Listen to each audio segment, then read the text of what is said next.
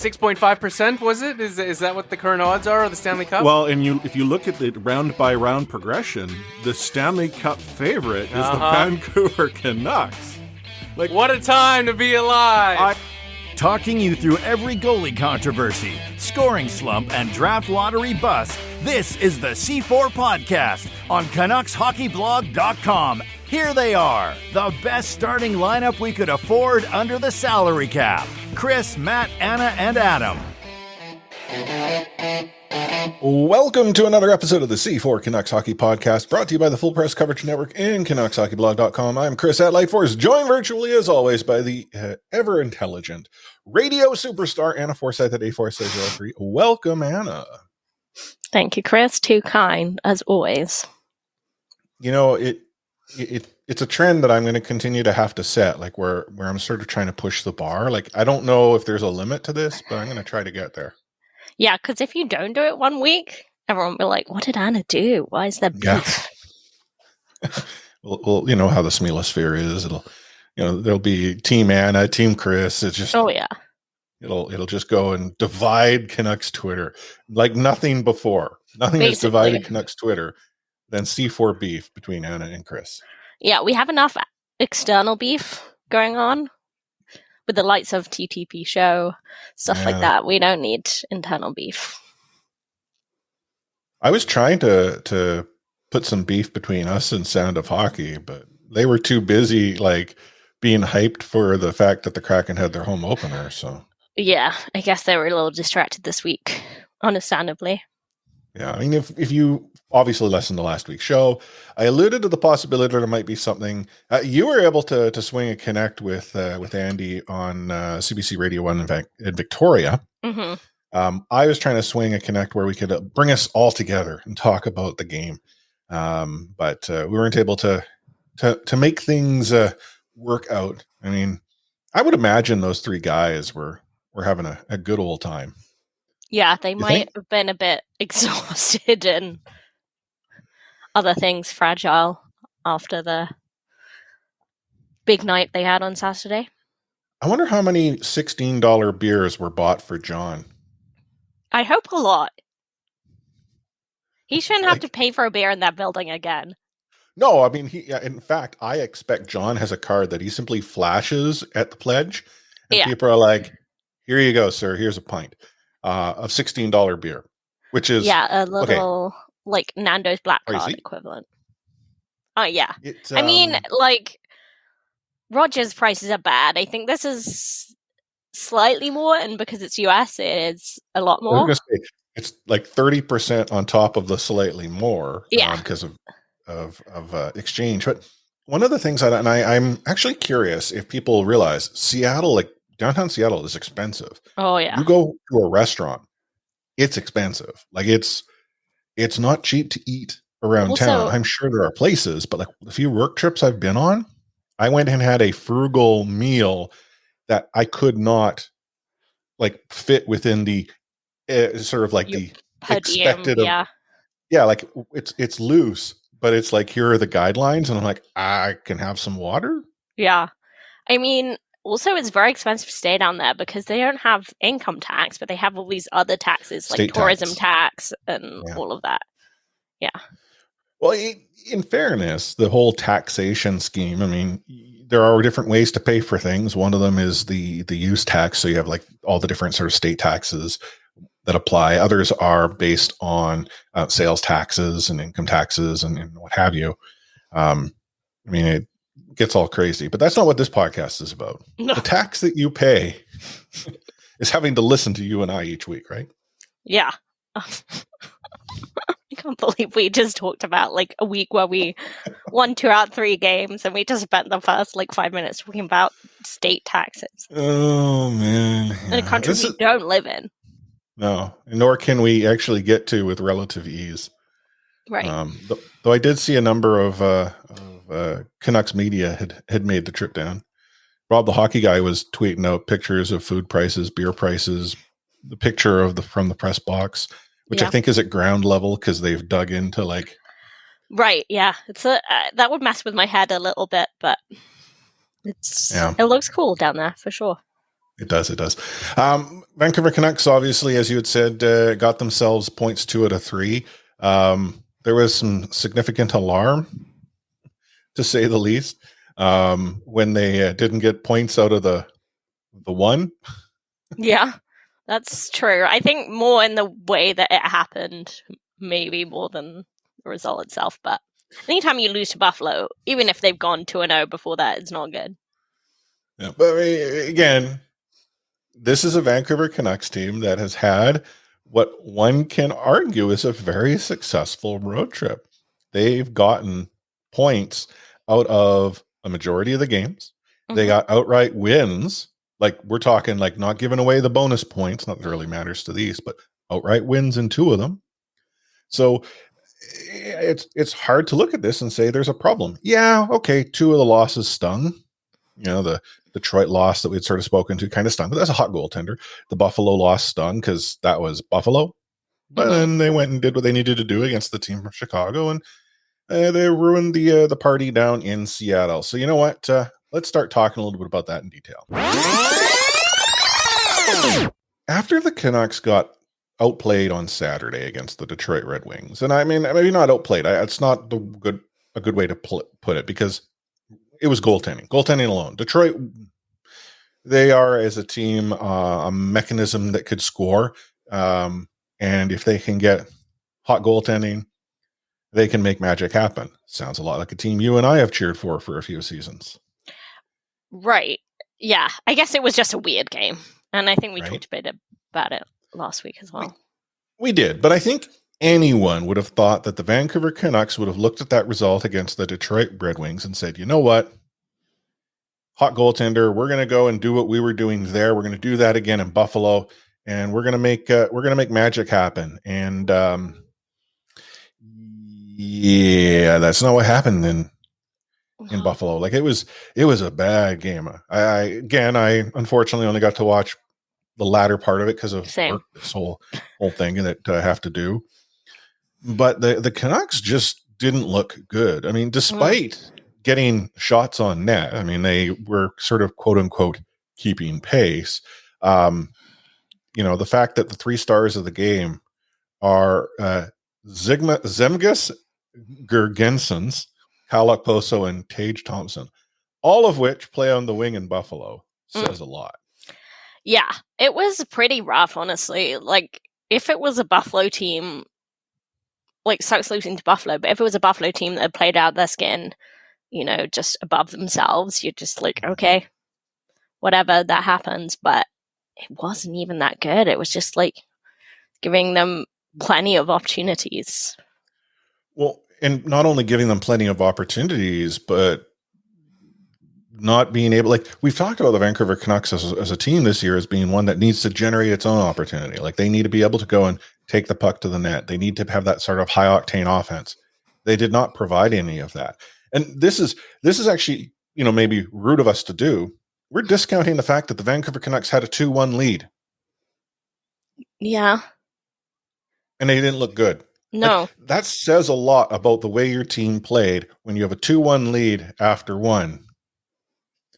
And we're saying you looked pretty darn horrible. I mean, the 5th goal, fine, okay, empty netter. Yeah, you know, I get it. Travis pulls the goaltender with, 20 minutes left in the third. Hey, like, the numbers back him up, man. Numbers are on Travis's side. I know. I think my problem is with my age.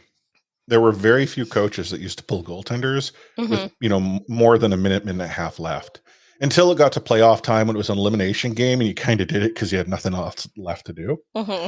But now more and more, we see coaches when you're down like a couple of goals, you pull the goaltender like, 5-6 minutes left in the game. And that's okay because you're right. The numbers support the fact that you now have an advantage. Yeah. And I'm just not accustomed to it. Honestly, I'm sure Thatcher Demko was glad not to be associated with that game anymore. That was rough. I mean, like, that 4-minute penalty kill that he's just at the end of the second there, that was rough. Yeah, the high stick double minor obviously didn't help. I mean, it could have been worse. It could have been, not a 4-minute power play, but I mean, isn't it weird that Canucks, like, that doesn't count if you do it to your own player? I mean, if you high stick your own player and they bleed, you get nothing. Oh man, Pullman pulled out the butcher knife and he carved up Quinn something terrible. Oh, poor kid. Yeah. How to win friends in your new workplace. Oh God, man. The vitriol that I saw directed towards Pullman after the slow-mo shows his stick come up and just give Quinn a good old tickle in the nose. Brutal. Yeah. But, Vancouver leaves Buffalo with people very much disgruntled. Disgruntled is a good word, yeah. And this is the thing to consider. This is still not a bad thing, because the Canucks are, again, expected to go on the road, struggle a little bit as they do in the early season, pull some points out of games. Yeah, okay, then maybe the points aren't coming from the games you would sort of expected them from. But there's still 2 left on the road, one against the Chicago team and the other one's against the Seattle Kraken. And you know what? Have to give it to the Canucks.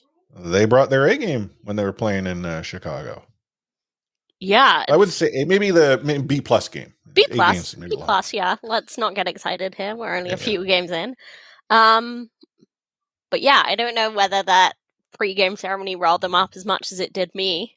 But yeah, I really didn't think I cared about beating Chicago that much anymore. Like, Duncan Keith's not there anymore. It's been a while since we've had any playoff games against them. And although if anything, I have more hatred in my heart for them as an organization, like, I didn't think like the rivalry mattered that much anymore, but it does seem like there's still some passion there. It wasn't like the most aggressive game. It wasn't like the Detroit game or anything, but the Canucks were like on from the very start, I thought. Well, and I think you look at the way Chicago was playing, is they were sort of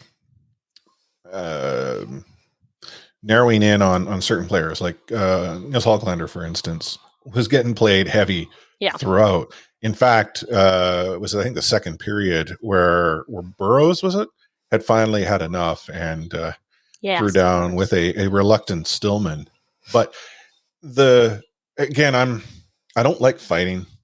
Nope. I mean, even this sort of, like, I get why Burrows is throwing gloves down, and I see how it impacted his team. Like, you could tell the bench was like, way to go. I feel that there's a better way to go about that, and that's to punish the team by putting the puck in the net, which the Canucks did. But at that point when that fight happens, it's a 2-1. Was it? I think 2-1 game, and eventually with a minute and a half to go in the second, I think it was Besser, scores one on the power play and rebound, and then a very angry little hockey player scored an empty netter. But Canucks get that 4-1 win. They've gotten to 2 solid points out of Chicago. The bandwagon's filling back up. Everyone's forgetting about Buffalo, and that leads us up into the Hockey Night in Canada premier event, the Seattle Kraken home opener against the regional rival Vancouver Canucks. Before we actually get into the game, I don't really feel like there's a rivalry, and I know we as a podcast, we're sort of playing it up a little bit. The guys from Sound of Hockey and that, but there's just no history here. And yes, it would be nice to have the regional rivalry, but I think you nailed it quite well when you were on the radio, by sort of saying, right now it's just a couple teams. It's just nice to have someone this close. Yeah. And it turns out I was right too about just how exhausted both teams were going to look. Like, it just seemed like if they had more energy, there might have been like a fight or some kind of more aggression, but they were just happy to just snow each other's goalies and even then, though, push each other a little bit. Seattle as a team is very much blue collar. They play the body. Yes. I genuinely think if Seattle has success this season, it's simply because they blue collar their way into the playoffs. And those are the teams I feel you have to worry the most about, because the blue collar sort of effort continues and they start to really win wars of attrition. Sure. But it's not playoff hockey time. It's the start of the season. And Vancouver isn't that type of team. Like, yeah, okay, we just talked about the fact that Burrows threw down with Stillman, but the fact remains Vancouver isn't going to go in and scrum it up. I think snowing the goaltender is probably the most we would see, especially when a team like Vancouver has been on the road as long as they have been. Seattle, a game less, because they got to get home a little bit earlier. But, but yeah, I still, think Seattle played well and they fed off the crowd. They just got tired quicker. Yeah, that was it. Honestly, that first period was pretty good. The second period from both the Canucks and Seattle just looked like two tired teams who didn't have quite the energy to do a lot. And then, as often happens, Bo put the team on his back and said, no, not good enough, and dragged the Canucks back into the game. Yeah, a friend of the show, Nexus, real happy that Bo Horvat scored too. The thing about the Seattle Kraken is that you could tell they were feeding off the energy of the building, but the Canucks seemed to almost be nervous themselves. I think it was what John and Corey were talking. I think it may have been Corey specifically. It's you got to survive the first 10 minutes of this type of game, because it's just the energy. You just got to sort of hold on. I think the Vancouver Canucks did well, but one of the first offensive opportunities the Seattle got was a 2-on-0. Yeah. And again, no goal, so we don't know if it was a high stick or was offside, like Corey Hirsch was trying to suggest it wasn't. Maybe it was, I don't know, but not a good look. Yeah. When that's happening that quick in the game. Yeah, I'm sure Thatcher was thinking, here we go again. Yeah, but when they got that goal, late in the first, just as their power play had sort of expired, so it wasn't even strength marker by Vince Dunn, which honestly, name a player with a better name than Vince Dunn. Because when you ask, oh man, who got the goal? Vince Dunn it. Yeah. Middle name. I mean, you would say Vince Dunn done it. Middle name Get It. Yeah. Vince Get It Done. But the building just blew up. Yeah. That barn gets loud. Honestly, it was a cool moment, I have to say. Just to hear the crowd go off. And I had talked a little bit about it, where as much as I'm happy the Vancouver Canucks won, I would have actually been okay if the game had gone to overtime and the Kraken had won in overtime. Yes, I know it's, sacrilegious to have suggested that the Kraken get that point, because that's what it'll come down to at the end of the season, between playoff hockey or not with Vancouver Canucks, if I were to wish something like that. But I really wanted sort of that moment for Seattle, because I have a little soft spot for the Kraken in my heart. Yeah. I mean, if I wanted them to beat Vegas in that opening game, because that would have been funny. But yeah, I don't think I'm that magnanimous, but it was cool to see the crowd go off for the goal. I will say that. Yeah. The point that you raised earlier, though, Bo Horvat decided that he was going to carry the Vancouver Canucks to victory, and that he did, scoring both the first and second goal. Is it Bowie William, I think is his full name? Bowie William Horvat? Yeah. I've been watching a lot of, just off the rails briefly, I've been watching a lot of the other Canucks recently. So I watched both the baby Canucks. The baby Canucks, watched both their games this weekend. And they have Madison Bowie, right? Oh gosh, get Madison Bowie up here. Yeah. And Bowie Williams Bowie. Yeah. I just keep every time they say his name, I'm just like, oh, Bowie. But yeah. Speaking of the baby Canucks, friend of the show, Lisa Martin, she fired a slate shot across the bow as to how the Vancouver Canucks chose to name their farm team the Canucks, so that you can't keep track of which Canucks is the Canucks you're talking about. That's a fair point. Yeah. When this goes live, I mean, Seattle's farm team, which will be in the Coachella Valley, could very well have a name. I believe Sound of Hockey had suggested crap weasels at one point, and now it's the fire weasels, which because the graphic shows us fire. Mm-hmm. I mean, I'd be okay with fire weasels. Yeah. I mean, there's a trash pandas in baseball. Yeah, I like that. I mean, trash panda is one of my favorite beers too. Will it be related to Kraken? Do you think in any way? Or more I don't to think the so. area? I think to the area because I honestly don't feel that like something related to the Kraken would resonate very well in the desert. Does anything like who's gonna go see them? I'm not being like funny, but are there people there that live there permanently and not just? Yeah, I don't know. Vacation.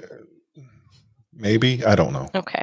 Well, I mean, it's going to be a better solution than sharing a team that's on the opposite side of the country. Like, as Canucks discovered last year, it sucks not being in control of development and not being able to call up players that easily. Yeah, no doubt.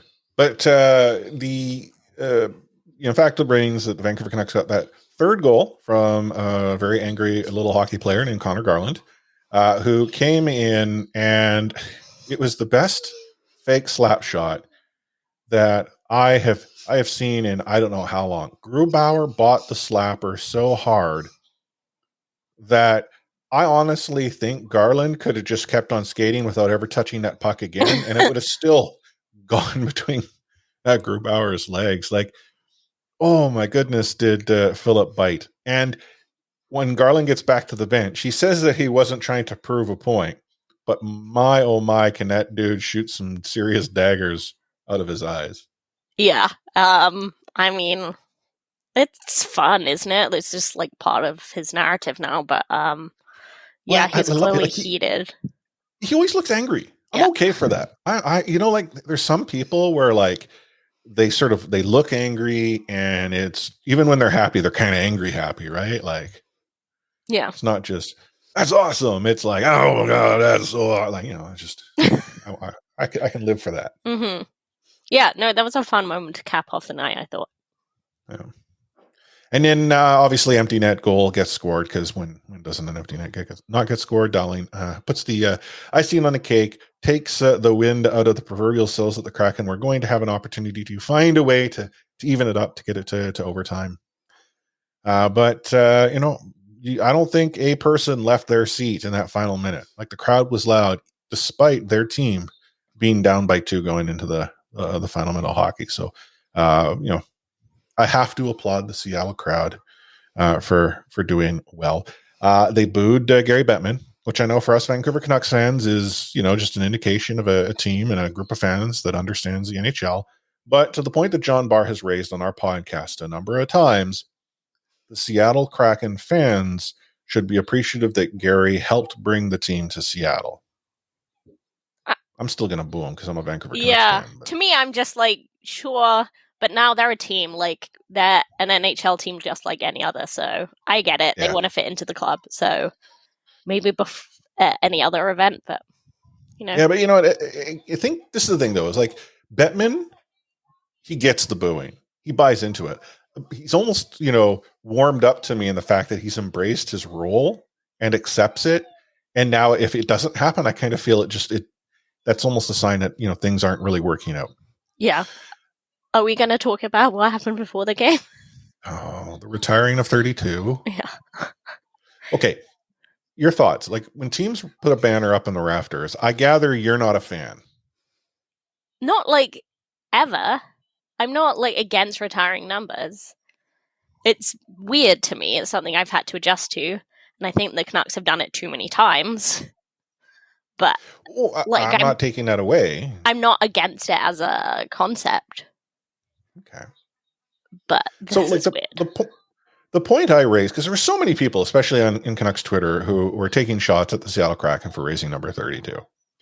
And it's like, did you not remember that we went and tried to retire Cliff Roning's number, but then say it's not Cliff, but instead it's us, the fans, and we were going to do it every game because it apparently worked really well down the highway in Seattle for the Seahawks, who started raising the number 12. Right. And but I think that's why people found it like embarrassing. They remember how bad that was. But that's the thing though, is the Canucks execution was horrible, and they were trying to do something that was never a thing in this market. I'm not going to go and suggest trying new things should never happen, but I don't think the Canucks really understood the meaning and how well sort of connected Seahawks fans had become to being the 12th man. Like, everyone talked about Seahawks fans as a differentiator. Right. Yes, Vancouver Canucks fans can be a differentiator, but I can tell you, based on what I hear, more often or not, it's, my goodness, the Rogers Arena can sound like a mausoleum. That doesn't happen when the Seahawks play. And also, just on the number 7 thing, like, you never, sorry to goalies, but we never even refer to them as a player. It's always 5 players plus a goalie. So it's not like you say 6 players ever. Yeah. You have 5 skaters plus a goalie. That's right. 5 players plus a goalie and the 7th person up in the stands. That one person, or that collective, the person. No, I'm okay. I'm not a big fan of the Vancouver Canucks doing it, but I actually don't have an issue with Seattle doing it. I mean, what is the meaning behind the 32? 32 is based on it has some lore to them. And was it Shorty? Was it Oak? Was it Kirsch? Like, one of them had talked about it, sort of the raising of that banner and how in the Seattle market it works. And that's what's most important in my mind. What does it matter that you and I really care? Is if in that market they're like, we're good with this. We like that up there. It's not like, I don't think they're going to raise 32 every game. Right. It's simply going to be present. I mean, sure, if it works for them to do it differently, sure. I think the thing that especially jarred with me is the, like, 32,000, like, season ticket thing.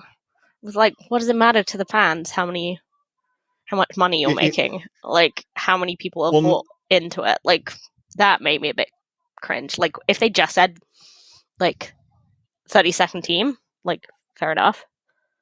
Well, the fan part is because, and I'll be honest, I think some of us up here will go and poo-poo anytime a U.S. team gets attention because, hockey isn't America's game. And in Seattle as a market, let's be realistic. You've got the Seahawks, who haven't in the sort of recent history been as successful as they were sort of a few years back. Mariners had some popular years, but are sort of ghosting. They've lost the Sonics, which were near and dear to many of the sports fans there.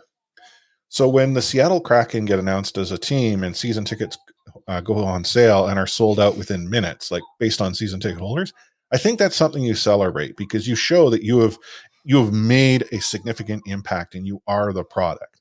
Time will tell whether that is sustainable, as it will with any sort of U.S. team. But let's reverse the roles. Do you not think that the Vancouver Canucks wouldn't be celebrating the fact that they could sell out their building with season ticket holders? I'm sure they would. We hear it nonstop. And that can't be done up here because we as a fan base have already sort of, voted with our wallets to suggest we're not completely bought in. Whereas in Seattle, they didn't even have a team and people are like, take my money. Yeah, I get it. I just think it's a little crass to put it that way. And it's not like we don't say the same thing whenever they talk about sellout streaks in a half-empty building. Like, we definitely call foul on that as well. So the Canucks used to advertise the fact they had a wait list. Join the wait list. Yeah. Right? The wait list died after one season. Like, the fact that the Vancouver Canucks had one bad season and the wait list went poof. Yeah. It says a lot more than any of the marketing about joining a wait list. I hear what you're saying. They're by throwing 32 up there, they're celebrating the 32,000 tickets, and we've made a lot of money. But I'm maybe not as concerned about that. It works in the market, so what does it matter? Yeah. I will say that it's not like it's something I really care about. I just thought it was a bit cringe, and it was almost comforting that they haven't knocked it out of the park on every single thing for me. And if the fan base like it, sure. I just find it a bit funny.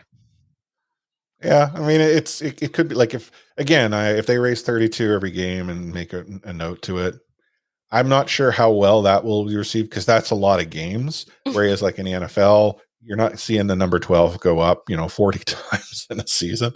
It can be a little awkward when, the Arizona Coyotes come into town and you're raising 32 to celebrate. I mean, granted, you should just celebrate the fact that Coyotes are in town. It's guaranteed win night, but... Yeah, and the Coyotes are celebrating they still exist as a franchise. Yeah. Speaking of still existing, it's us in a break. We're going to be right back. You're listening to the C4 Canucks Hockey Podcast on CanucksHockeyBlog.com and the Full Press Coverage Network. Take hitting out of the game. You can't hit anymore, so don't do it. The unsportsmanlike conduct, I want to get an explanation on that. No kidding. Because how do you get suspended for unsportsmanlike conduct? Plus interference. There's no interference there. He had the puck. Now, Madison never ever did that before. Now, why did he do it? And that because he was mad. Well, your early favorite for the Calder Trophy, that's for sure. Elias Pettersson, you might even say your early favorite for the Hart Trophy. Just to get back to your question, Elias is going to play plenty. He didn't play. He's going to get a lot of power play time. And, yeah, I'm concerned about our offense. We lost 200-point players, and we've got to find a way to score. Not sure if you can hear it, but producer extraordinaire, or new producer extraordinaire, Baby Force, she's sitting behind me right now watching some videos.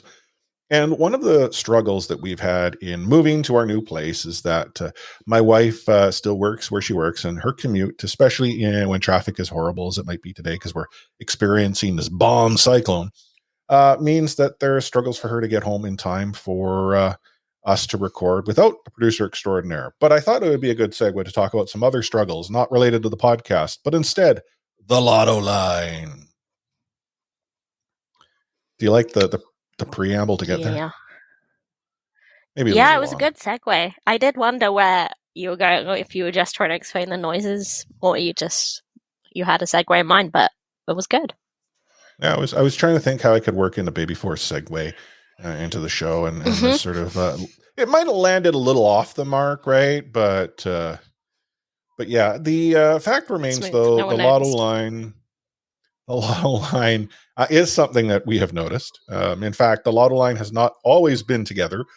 Travis, mixing things up a little bit. How do you solve the problem as the Lotto Line? I don't know. It's hard because I think we just expect a lot from them. And we kind of thought as soon as they're reunited, they'll just, like the touch paper. Reunited and it feels so good. Yep. No? I mean, I know that's a song. I'm just disagreeing with you singing it. Oh, okay. But yeah, like if we think about it, they've had no time together effectively. Pedersen and Quinn hadn't signed a contract. Then Bessett was injured. Miller was playing center. So I guess I am a bit worried, but I think that's just because of what we've come to expect, especially from Pedersen. Yeah, but again, early in the season, the point you raised about, Pedersen coming into sort of camp late because of obviously the contract impasse.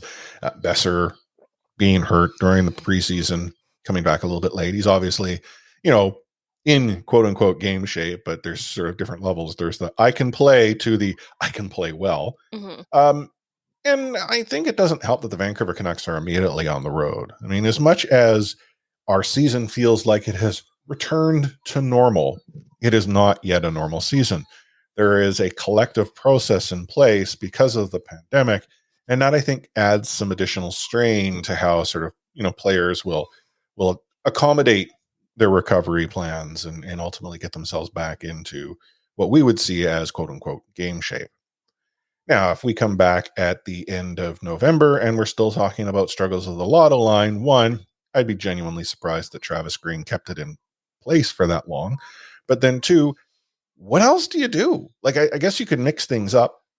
We saw, Puck Holzen find his way to the press box. There are some that suggest, Pods is the answer, but he's a young kid. And one of the things that I worry about is that we as Canucks fans have had a really good string of seasons where a player has sort of come in and had an impact sort of straight away. And there's now an expectation that Puck Holzen will be that guy. I blame Faber for this because he has pumped Pods' tires. It is Faber's fault, for sure. But, rewind many years to the McCann-Virtanen era. These were two young players who arguably got more game time than they probably should have in a season that maybe there wasn't any alternative, but it did both players a disservice. McCann needed a change of scenery to ultimately find his way. And now you have an impact player who, yes, he was available in the expansion draft, so Seattle went and nabbed him. But wouldn't you love to have him back on the Vancouver Canucks roster as a depth player, one that he could have potentially found his way into, unlike the choice that they made to keep, who's currently in nations unknown. Well, I know it's known, but whether he understands the language, I don't know. Yeah. I mean, like you said, Canucks got so lucky again and again with those rookies just coming in and on ELCs and just basically smashing it. And they got lucky from a contract perspective and a team perspective. So I think there's a lot of pressure on Podkolzin, but if we're to take the line rushes today, I think he's back in. Dowling is out, possibly injured. He's not on the ice anyway. But yeah. No word on a maintenance night or maintenance day? Yeah, I don't know if Dowling gets maintenance days. I think you kind of have to be a certain level to get maintenance days. But yeah, like I'm very reluctant to use him as a band-aid to fix the sort of slow, productive start of the Lotto line, and I'm also reluctant to give up on it. And hopefully, Travis has a little more patience than usual. Not least because the line of Garland, Pearson, Bow is playing really well. It's the first line right now. Yeah. And there doesn't seem to be an answer based on what we're seeing the opposition throw at them that can slow them down. Like even in the games where they've not played well, this is the line that's shown the, greatest opportunity to change that. And you'd sort of, as a segue, you noted in the rundown, Garland is a fan favorite. I mean, and I think many others have suggested good player, there's an opportunity to be had here. If the Vancouver Canucks had tossed a first round pick for him, okay, it seems to be steep, but hey, there might be something there. This kid is this angry little kid is working his way into Vancouver Canucks fans' hearts. Like he is, I don't know, like he feels to me like he fits in. Like you got Petey, who's just deadpan, right? You've got Brock, who, as you've described, is vanilla ice cream. You've got Quinn, who's just sort of this, goofy kid. I was going to say stoner energy, but sure. Okay, yeah. Well, I was, trying to be nice about it. And then you've got Bo as sort of like dad. Oh, yeah. Right? So I think he fits into this sort of like, I don't know what you would call it, like this family of players. Yeah, it's a very dysfunctional family, but right? Sure. And Tanner Pearson is like the older brother that's just quiet and gets on with his job and doesn't say much. But it just, if he fits very, very well, and his effort obviously helps. But I also think the fact that players who are sort of smaller in stature tend to get a lot more sort of room to ingratiate themselves. Like I grew up in an era where Cliff Ronning was in the Vancouver Canucks. Cliffy Ronning could do nothing wrong. And he was a good player. Like he, as a player, it wasn't like Garland. Garland was angry. Ronning was friendly. But again, like I feel Garland is sort of coming into this space where he's this, little hockey player that could, and not only could, can and does. So what you're saying is long live short kings. Long live short kings. Yes. Yeah, I think honestly, Canucks fan base love an underdog, and him being undersized and playing in Arizona is enough to make him an underdog, even though he literally got traded for a first round pick. So he's feisty. Like obviously, Canucks are never gonna have someone that replaces Alex Burrows, but he's close. Honestly, it's the same energy, isn't it? It is. So this is the thing. I would call him a power forward if it wasn't for the fact that it's very difficult to describe a player such as him as a power forward. Imagine if some of the prototypical power forwards the Canucks have sort of trotted in and out of the lineup over the past seasons had some of the spunk that Garland has, like that just I'm going to skate through a wall effort, right? Like how, like again, it's that word. It just means something very different. Yeah, spunk. Stop saying it. Is it moist? No. It's worse than that. We should have an OTR episode of all the words that just don't sound nice and shouldn't be said. Yeah, I mean, it's just like the whole. I know what you mean. Kids, cover your ears, rewind, and then cover your ears so they were covered. Yeah. But to the point that I'm trying to raise, though, like we were hard on a player who's no longer with the organization, rightfully so. But if that player had the effort that Connor brings, I still think he should be on his way for reasons. But the hockey side is probably not one of them. Yeah. And the fact that he's come right at the gate, it's been really good to see. And obviously early days, small sample size and all that. But I think once he gets in front of a home crowd, that could be really fun. Yeah. Speaking of home crowds, it's going to be a full house. Do you see how I set that up for you? Yeah, you did. You teed that up, and I went and knocked it to left field for a ground roll double. Upright cricket. But full house, which was convenient because last episode, I wasn't aware the Canucks were already selling for a full house. And that broke my mind. Like, how are they going to approach the whole, we sold you a ticket for a seat that doesn't exist. But then maybe they just lucked out, or maybe they knew something was in the works. But regardless, the Vancouver Canucks will be playing in front of a home crowd for the first time in almost 2 years. I mean, it's like a year and 3 quarters? 9 months? Yeah. Mid-March. March 12th, was it? I want to say. Yeah, it was again, March was when things started to heat up, and yeah, it wasn't a good game. If I recall. I mean, it's so long ago. Do you it blows my mind that was the Sedin's retirement season. Oh, did they win? Oh, see, I have bad memories of the Islanders coming and beating the Canucks 21-2 and stuff like that. I exaggerate. Yeah, I was at that brutal 7-4 game where Eddie Lack just had to stay there for the whole game. Yeah. Well, he knew what he did wrong, and he was going to face his punishment by letting in 4 more pucks. Poor Eddie, that's not his fault. It's Torts' fault. But no, Vancouver Canucks will be in front of a full barn. It's going to be kind of surreal. We've seen fans in the stands in other rinks. I've sort of come around to the idea that this is a thing. I am still apprehensive that I'm going to a game in November where there could conceivably be a full barn. I will have my mask on the entire time. I do not plan to eat.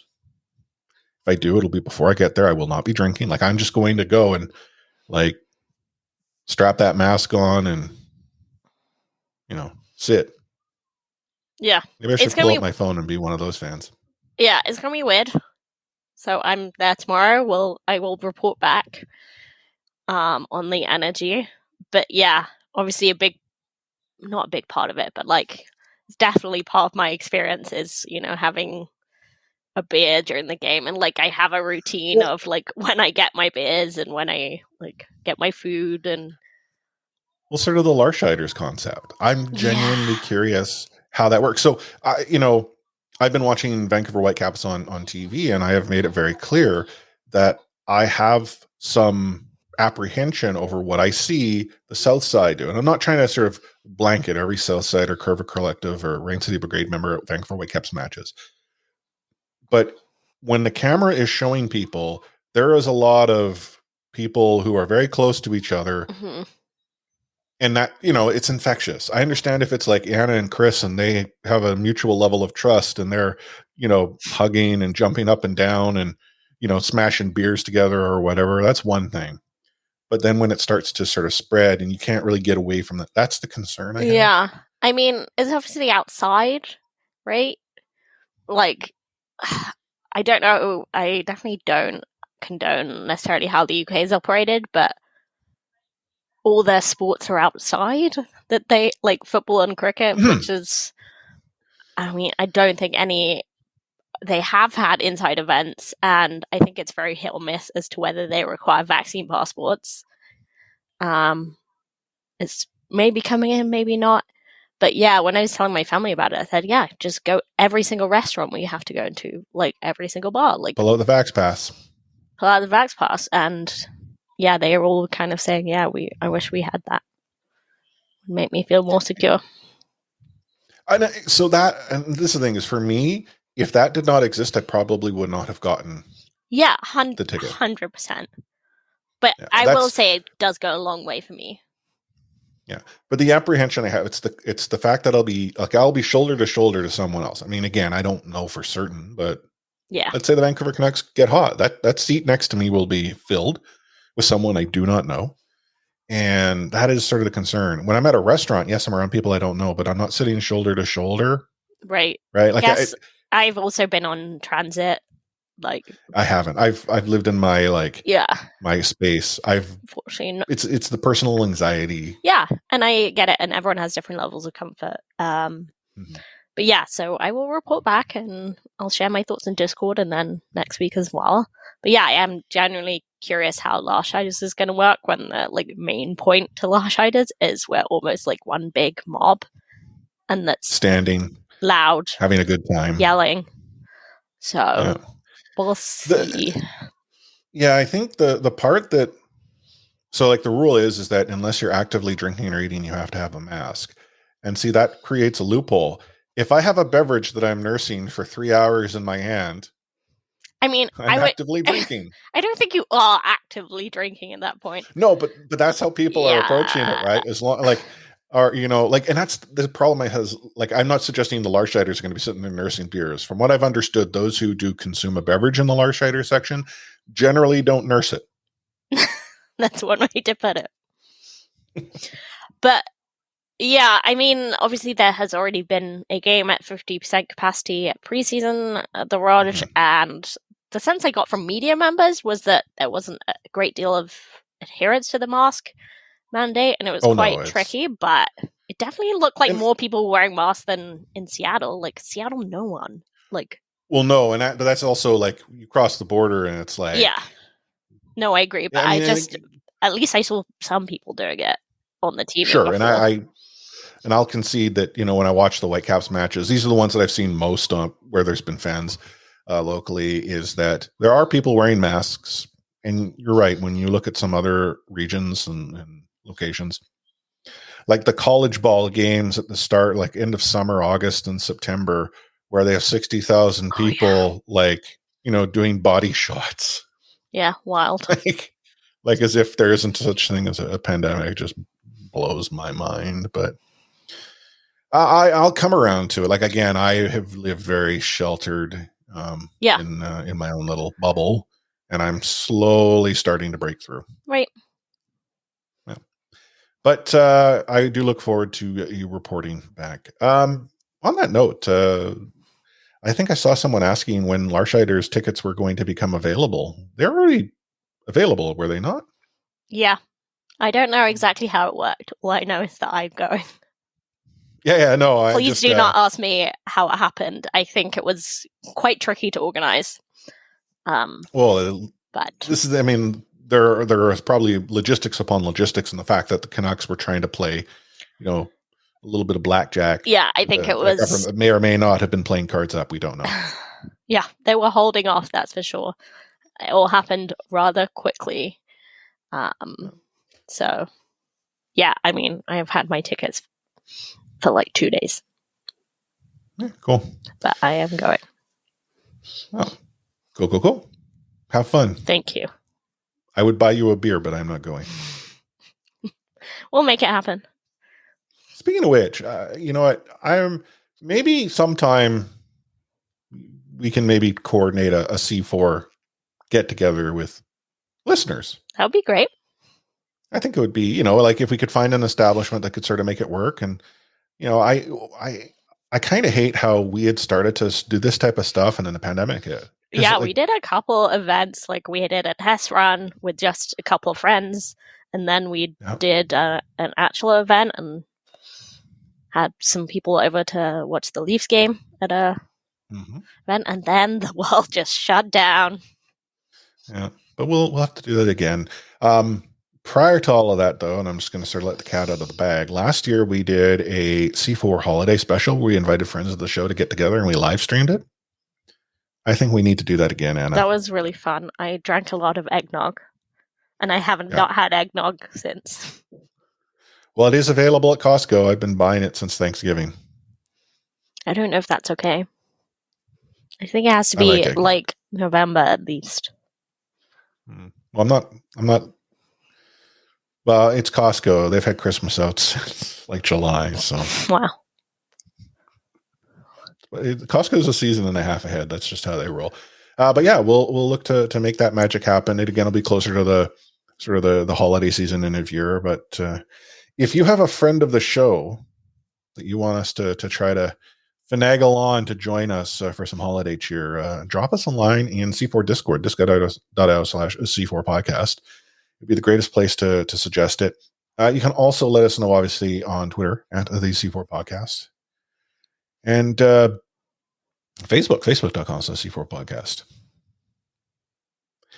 We also would love a review. We haven't had one in a while. Yeah. I mean, I actually thought, because the number of people who actually like the sort of review tweet I had shared where it's like, we are still waiting for the podcast sucks 5 out of 5 stars. Yeah. I thought we were going to finally get that.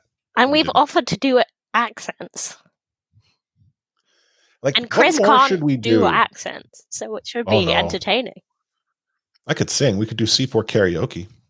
Okay. But as we already know, Anna doesn't want to hear me sing.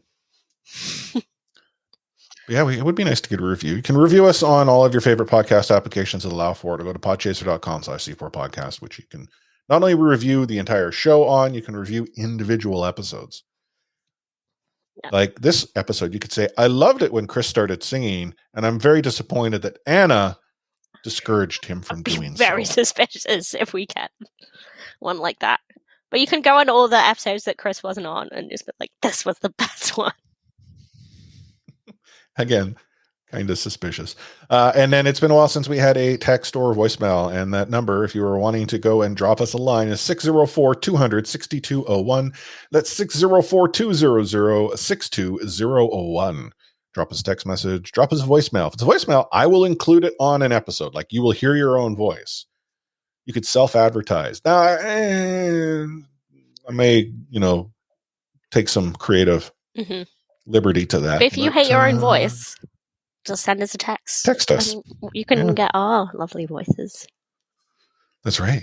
You actually, in your text message, and that's the other thing, make sure you sign it. Let us know who you are. But also, if you want a particular host to read it, myself or Anna, you have to simply ask. Oh. Watch Anna drop a text or, Annalise or someone like that. I would like Chris to say that Anna is the greatest person in the whole world. No, I wouldn't do that. Maybe I would. Yeah. But what final words of wisdom do you have for all of our listeners there, Anna? Honestly, I'm just excited that hockey is back in Vancouver. And as much as I'm slightly trepidatious for tomorrow, I'm also really excited. My final words of wisdom? This is a playoff team. It has to be. And so we are continuing to remain the C4 Canucks Playoffs podcast. Brought to you by the Full Press Coverage Network and CanucksHockeyBlog.com. We should rename it to Canucks Playoff Hockey Blog.com. Canucks Playoff Hockey Blog. Yeah. I mean, that's even more of a mouthful, but. Yeah, well, CPHB. All right. On behalf of Anna at Anna Forsyth or A Forsyth 03, myself, Chris at Light Force, sign off this episode with the words you've probably been begging us to say. We out.